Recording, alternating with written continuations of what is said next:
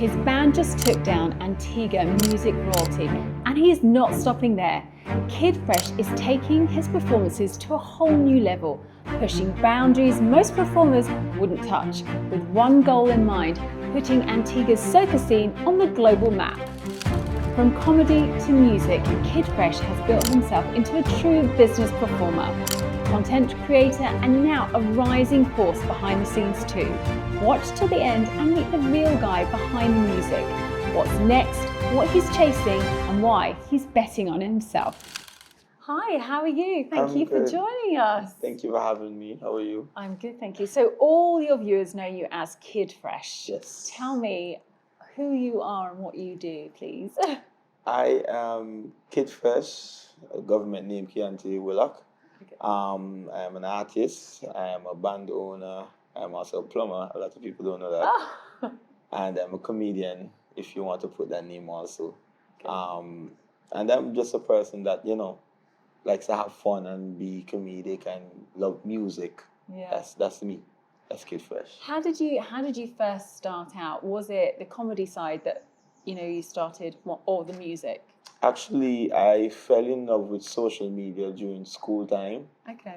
Especially with YouTube at the time. YouTube was a thing, and it's still a thing. But at the time, YouTube was flourishing. So I kind of fell in love with YouTube and the content making, and then before TikTok was TikTok, yeah, it was an app called Musical.ly, and I was Oh. on the app doing a lot of things. And then when it turned over to TikTok, I started to do, TikToks, and it just it just went right up from there. And then Do you remember that day when you're like, oh? I don't remember the day, but I remember the time. It was Okay. during COVID, like when COVID just happened, and I was making a bunch of videos.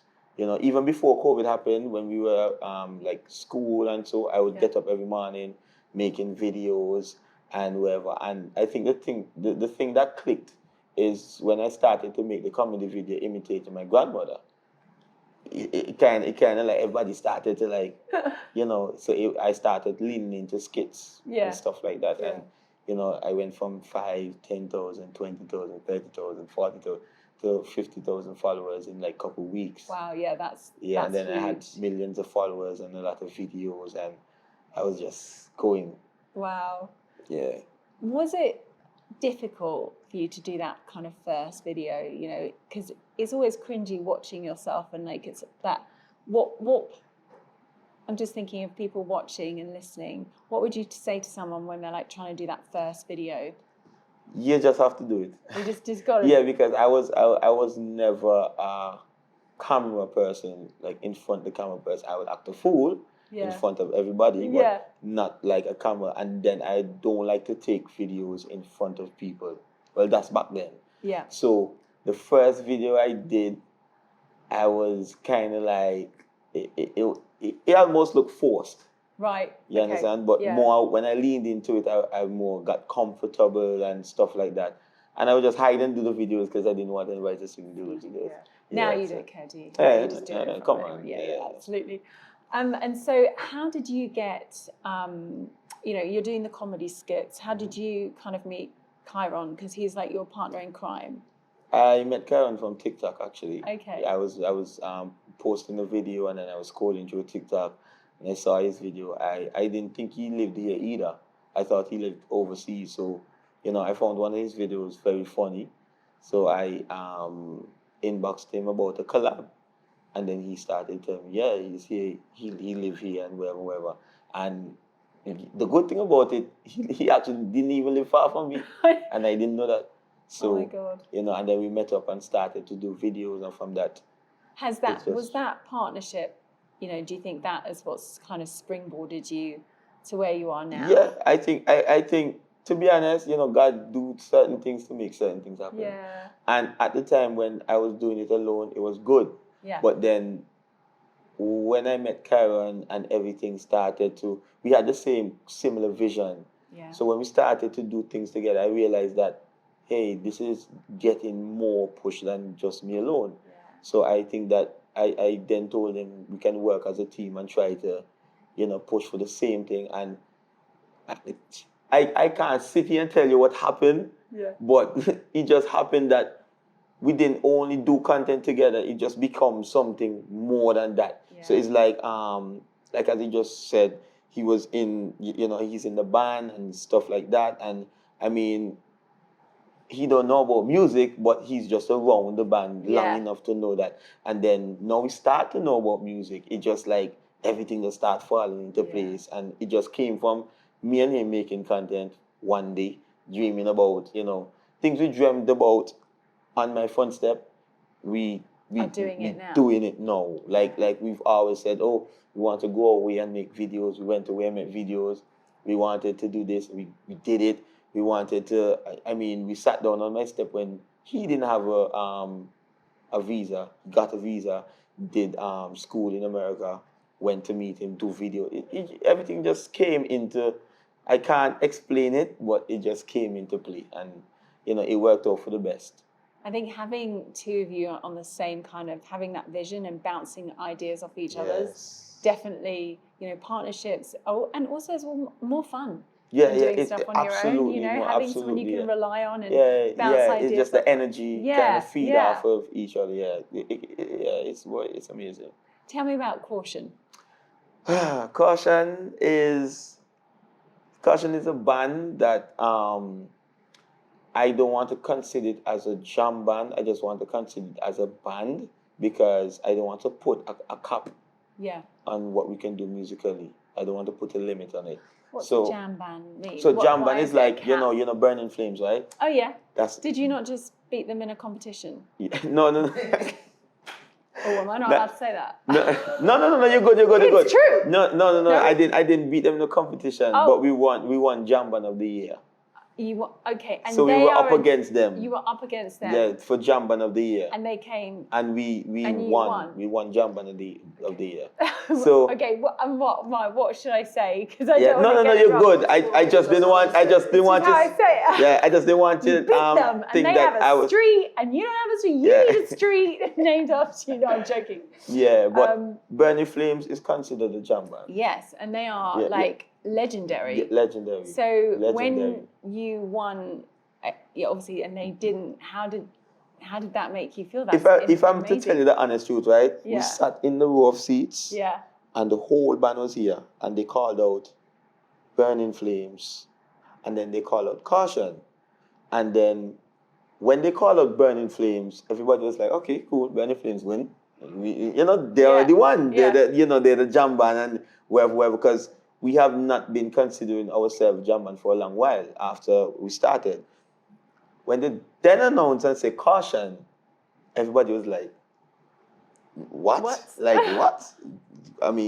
But I see why, because at the end of the day, like, for the last 2.5 years, we've been doing a lot of gigs, especially around Carnival time. We've been like in and out, just in and out, just in and out, in and out. So I'm pretty grateful for that, and I'm grateful for the work that we've put in as the band. But Kaution was established in 2020 during COVID. And how many of them? What's your band? Yeah, who's 13, in your band? 13 people. 13 people in your band. We have 3 singers, so a female singer, or the guy, including me. Then we have 2 keyboardists. Then we have bass guitar, drummer. We have a manager. We have a stage engineer and the outside engineer. And then we have, as is Kyron, our media personnel, if you want to call him, photographer, videographer. Content creative. Wow. So when I started the band, I don't want to, because this is a long story, so I'm going to keep it short. Okay. But when I started the band, my vision was to take Antigua music to the next level, because I think that Burning Flames took it to a level. Yeah. They brought it up to a high level. International level, yeah. So I just want to continue from there to carry it. So my vision was, I wasn't focusing on, I have 14,000 people to pay. Just saying, exaggerating. Yeah. But I was more thinking about how can I get those 13 persons to all be paid, highly paid, but still provide a high quality that a person would say, even if it is 28 people, we're still booking them because they're bringing 500 persons to the venue. That's what I want. So I was more focused on getting the team to a right standard of, and 13 people is not a lot, because when you have persons like Marshall and Kes coming in, they're working with 28, 30 people, Yeah, 30 including people still a business. dancers and light persons. So I'm still looking forward to hire light persons, persons that are on, I want to do tours, I want to do Caribbean tours, world tours if we can, and I'm just trying to build that persona about us. Like when we come, it's a different vibe. Yeah. And we are Antiguan. Where are you getting your inspiration from? So how are you getting to, like, your vision? How are you going to get yourself to that next level? And what's your differentiator? The differentiator about us and me is the energy and the creative. Like the creativity that we have, I try to bank on that, because remember, I was a content creator before music. So I try to use my creativity, and when I'm on stage, I try to give that that cinematic kind of theater art kind of vibe. So it's not about me coming and singing, because I'm not a singer. I can sing, but I'm not a singer. Yes. Yeah. So you wouldn't class me as a singer. I'm a performer. And what I can do, I can perform. So what I do now, I bring that performance to the stage, but I don't just bring that performance, because you as the consumer is going to look at me like, okay, he come and perform, he come and sing and whatever. But what made me remember him or remember the band? Yeah. So now we come with something like an intro that set us apart just by the intro. And then throughout the performance, we do certain things that will capture everybody kind of essence. And then, so I want people to know, say that, hey, when Kaution come now, it's just a different energy. And that I feel we've lost in Antigua for a while, because everybody's comfortable. Yeah. You understand? Especially when performing. So I like, if you ask them, sometimes I come up with crazy things when I'm performing, and I just like to take things out of the box. Yeah, totally. And I like to show it through content too, because content is very important, especially reaching further. So now if I want to be touring around the Caribbean, I now have to show somebody what sets me apart from them booking somebody else in Trinidad or Dominica or wherever. What am I going to bring to their event that the others are not already bringing? Yeah, why should they hire you? No, I differentiate myself with that. Yeah. And so have you got new songs and stuff? What are you doing for Carnival? Because obviously it's just around the corner. Yeah, so we started something back in 2024 that I would love to continue, is doing albums. Okay. Because a lot of persons stopped doing albums for a long while. So we kind of picked up that, and it's been, it's good and bad. The bad thing about it, when you do an album, you can do 10, 14 songs, 7 songs, and all of them don't get recognition. Only like 3. 3. You understand? 2, 3. Yeah. And the good thing about it, the 2, 3 that get recognition, imagine you have 3 hit songs every year. Yeah. In 4 to 5 years' time, you have a catalog where you can come. You do have an album. Yeah. That's full of hit songs. So now you can come and punch the crowd. Effectively. Yeah. That's the kind of sacrifice that you have to put in. Songs are not going to hit, and it kind of not go down the drain, but it's like a learning curve. Yeah. Because now you know what works and what don't. You understand? Yeah. So an album is kind of like 80% of it kind of like and then the rest 20 kind of like So you kind of bank on that, and it's music. Yeah. You never know what works and what don't work if you don't try it. 100%. So in music you cannot have one set mind. You have to have an open mind, because if something don't work, then what? That's how you learn. You've got to fail to learn. Correct. And so what would you say to, if you've got some young listeners, watching us thinking, I'd like to be just like you, what advice would you give them in today, it's competition, like everybody's doing it. What are the key things you would say to people? I would say try to study who your mentor is. Study them, see what they do, see how they operate, and then you take your own personality and merge it with that. And then you would find yourself doing things that you're not accustomed to, because now you're following your mentor, but now you're putting your personal agenda behind of it. And I would say just do it. Sometimes so you wait until you have a camera or you wait until you have the perfect setup. Trust me. Just do it. Just sometimes the little old blurry video might just go viral than the cleaner one. So just start. It doesn't matter where you are. Doesn't matter what you do. Just start. Because I just started. I couldn't sing. I just started. And it just came to me as just, over the years you learn. And consistency. Consistency, yeah. Being, sometimes you feel like, he have to push me to kind of, sometimes I would be like, hey, I don't want to bother go to this event. I'm sleepy, I'm tired. And he will like, hips, up, let's go, So, even having somebody as a friend that believes in you. Because sometimes your own parents don't believe in you. And then you have that friend that believes in you. And Karen is kind of that person. Because my family is not like, they're not like super hyper focused, like, hey, let me buy this for you and let me, they're not like that. They're like laid back and like, okay, if you win, you win. If not, that. So Karen was that person like, yo, you're gonna win. I feel like you can, the transition between comedy and artists, because I made that transition and everybody followed me from the content era to the artist era. And like, nobody was like, oh, I'm unfollowing him because he doesn't do comedy anymore. Everybody was like, okay, he's an artist now. All right, let's tap into it on whoever. And, I had persons around me that was like, okay, no, he's not going to make it in the artist world because he's a comedian. We're not going to take him serious. But I did certain things so you can take me serious.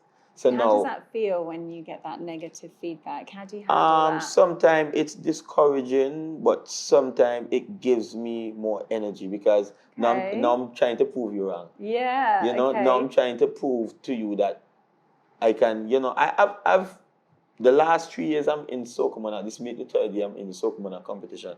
I've had a lot of pull down. Like a lot of people like, oh, you not a part of this, and you did it, and I'm like, I'm going to show you. And is that because you've only been doing it for 3 years? Yeah, it's because of you're too successful. Yeah, no, why? That's a different conversation. But I mean, when you have a certain way about you, persons will like get intimidated by you.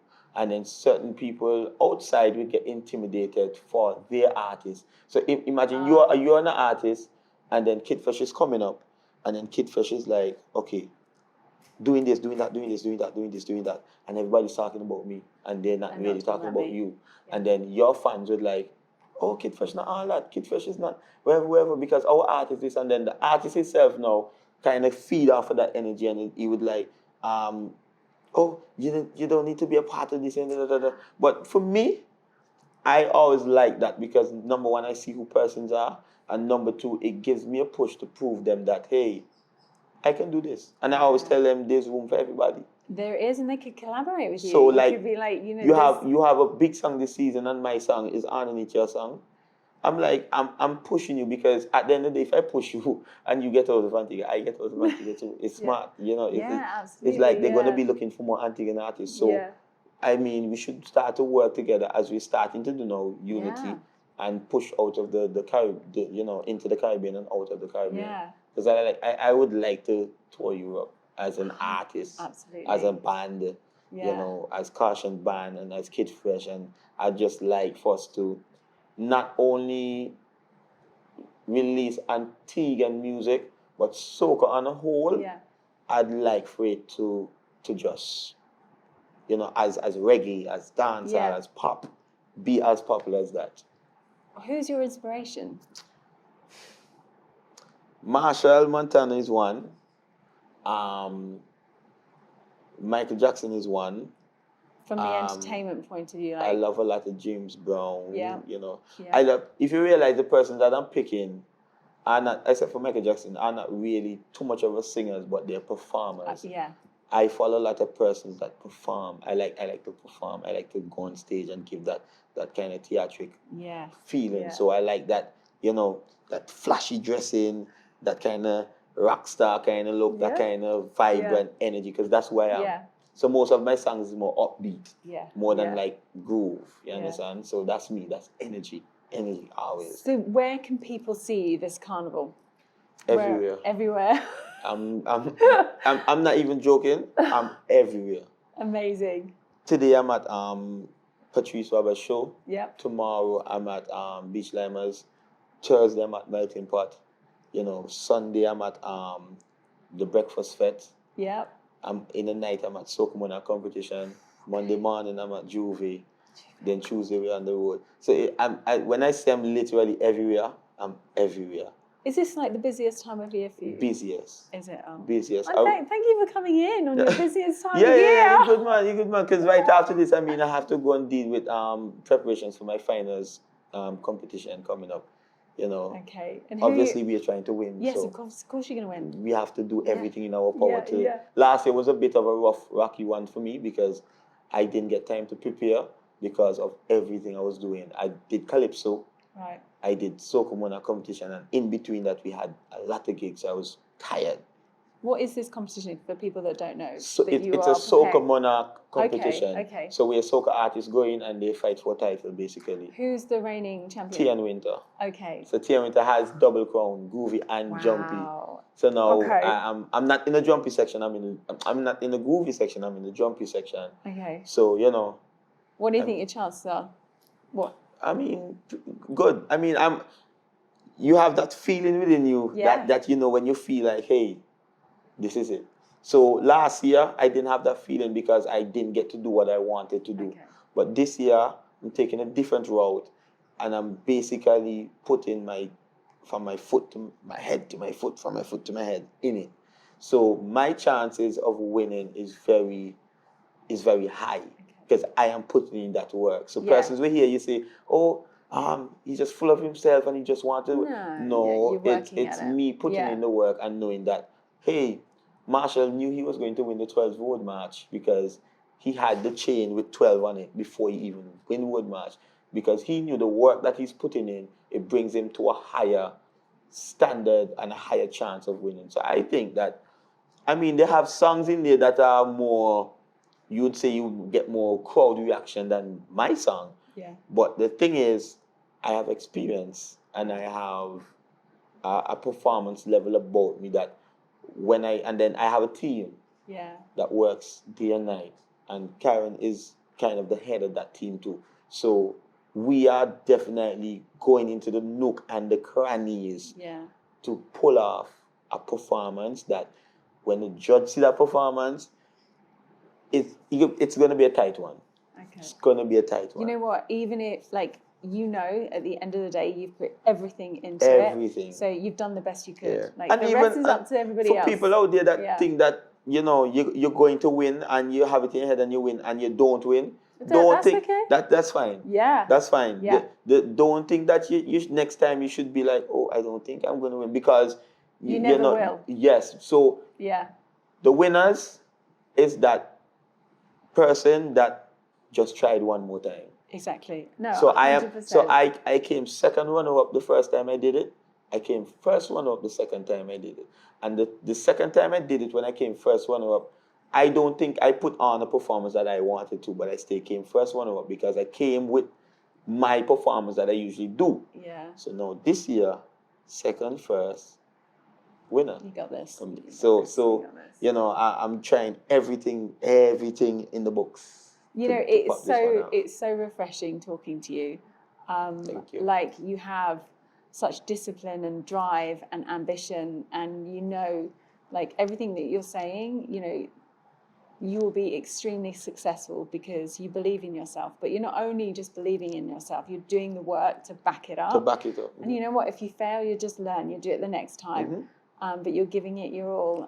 It's just such...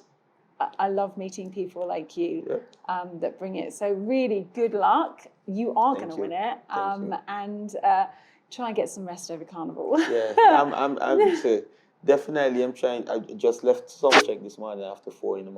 Oh my God. Yeah, but for me, I'm a healthy eater. Yeah, me too. You go to the gym? No, but I do exercises other than that. Yeah. But I prioritize rest. I prioritize what I eat, Yeah. and I prioritize what I drink. Mostly, well, I drink mostly water, Yeah. 98% water. Yeah. I don't do sugars and do stuff and whatever. So I kind of like, even though sometimes I'm tired, it's not like before time where I'm really like dread. Yeah. And then when I wake up, so like if I get a good 5-6 hours, I'm good. I'm good because I'm hydrated. Yeah. I'm eating good, so my body gets to digest everything properly. So I'm good. Yeah. Yeah. You kind of, well, you're an athlete, but in the performance Yeah. area, so you Yeah, do have and to you look have after to. yourself. Yeah, Yeah. that stage is big. Yeah. That You're stage is I'm feet. but you're knackered. Feet. Why that stage is like 60 feet wide or something like that. Or it's crazy. Stage is big, so you have to know how to. Yeah. Well, thank you for coming in and No chat problem. to us. Thank It's you. been It's a pleasure. great to meet you, and good luck. Thank you. Did I miss